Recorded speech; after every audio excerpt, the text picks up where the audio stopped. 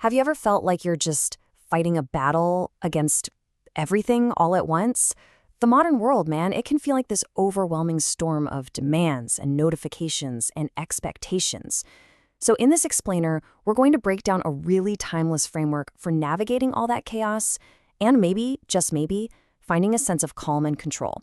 All right, let's get into it. I mean, from the moment you wake up, it starts, right? Your mind is already a battlefield. You're wrestling with 100 different thoughts, all pulling you in every direction. And the day's barely even started. We all know that feeling. And the enemies on this battlefield, well, they're probably pretty familiar. You've got work deadlines breathing down your neck, the constant pressure from social media, all those worries about the future, what other people think, and, of course, the endless pinging of notifications. It's just this relentless assault that can leave you feeling drained before you've even had your coffee. But what if there was a simple, ancient idea that could act as a powerful weapon in this daily fight, something to help you cut through all that noise? Well, let's explore this idea of the two circles of control. So here's the million-dollar question. How do you actually win this battle? Because it's not about fighting harder or trying to juggle more things at once. It's about completely changing your strategy. And the strategy comes from this incredibly powerful concept from Stoic philosophy called the dichotomy of control. The idea is actually really simple. You divide everything in your life into two categories, the things you can control and the things you can't. That's it. And the key to peace, it's pouring all your energy into that first category and learning to let go of the second one. Okay, let's make this real. So in your control, the effort and preparation you put into a job interview, how you react when someone cuts you off in traffic. Not in your control, whether you actually get the job or the traffic jam itself. We cause ourselves so much stress and anxiety trying to manage the stuff in that right column when our real power, our only power, is in the left column. This quote right here, it nails the entire mindset shift. Attach yourself to the process, the effort, the practice, the learning. That's where all the good stuff happens. That's where you grow. And then detach from the outcome. Once you've done your part, you have to let it go. Worrying about it won't change a thing. It just steals your peace. All right, so a key place to apply this is with your attention. Think about it. In our crazy, hyper-connected world, your focus is basically your most valuable currency. And believe me, everyone is trying to take it from you. You know, we often think of distraction as just a wandering mind, but it's usually something deeper. It's an escape. The second a task gets a little difficult or a little boring, what do? We reach for our phones. That endless scroll is a temporary escape from the discomfort of doing the actual work. And the cost of that escape?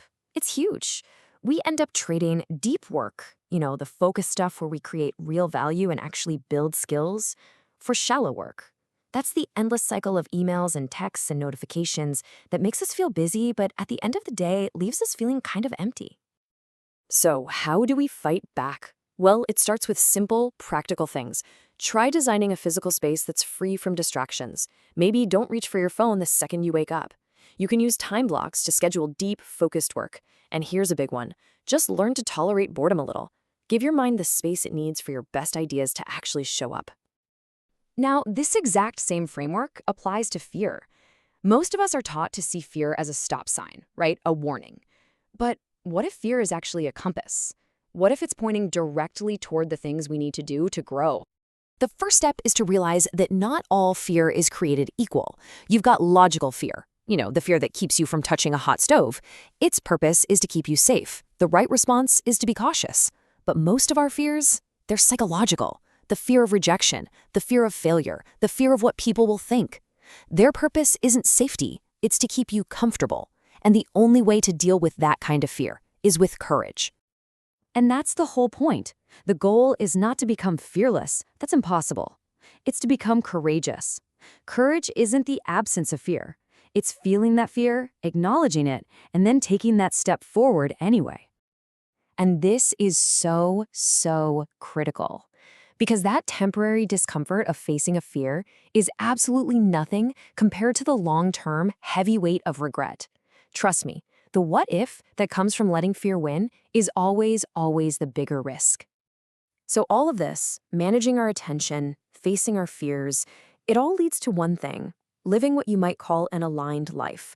It's about making choices today that the person you become in the future will actually thank you for. Let's redefine regret for a second. It's not just the feeling you get after making a mistake. It's deeper. Regret is the emotional signal that tells you your actions have drifted away from your core values. It's like your inner compass screaming that you've compromised on who you really are. And here's the practical tool you can use every single day. Just ask yourself this one simple question. Will my future self thank me for this choice? It's so powerful because it forces you to look right past immediate comfort and focus on the person you're trying to become. So the path forward is really about being intentional. First, you have to get crystal clear on what your values are, what truly matters to you. Then, you just have to start observing your daily actions and ask, are these actions driven by my values or are they driven by my fears? This helps you consistently choose the path that's meaningful, not just the one that's easy. Ultimately, this is what it all boils down to. The secret to peace isn't about gaining control over everything around you, it's about gaining control of yourself and having the wisdom to know what to let go. So, look, this isn't just some interesting theory. It's about taking action. So I'll just leave you with this one thing to think about. What is one thing, just one, that's outside of your control that you will consciously choose to let go of starting right now?